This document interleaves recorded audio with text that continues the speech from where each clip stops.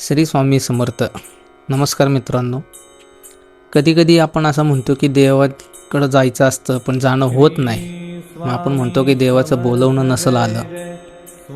जेव्हा देवाचं बोलवणं येईल त्यावेळेस आपण जाऊयात. सेम तसाच प्रकार आज माझ्यासोबत घडला. ऑफिसला जाताना एक रस्त्यावर स्वामी महाराजांचं एक मंदिर आहे छोटंसं. रोज जाताना म्हणायचो की यार आरती चालू असायची. मी म्हणायचो यार कधीतरी आपल्याला आरतीला गेलं पाहिजे.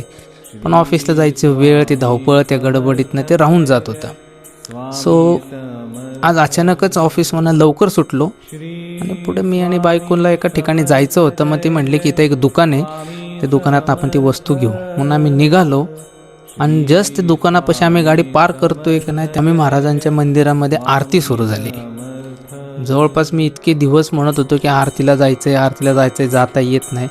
नेमकं मी तिथं गेलो आणि आरती सुरू झाली. मग त्यावेळेस कळलं की ह्या आरतीला आपण नाही तर स्वामींनी स्वतःहून बोलवून घेतले. कुठल्या ना कुठल्या निमित्ताने त्यांनी मला तिथं बोलवून घेतलं नाही, त्यांच्या आरतीमध्ये मला सहभाग भेटला. त्यामुळं एक योगायोग आणि एक चमत्कारच झाला. अशी जर तुम्हाला एखादी गोष्ट अशी जाणवली असेल तर तुम्ही अशी गोष्ट शेअर करा, कमेंटमध्ये सांगा तुम्ही. श्री स्वामी समर्थ.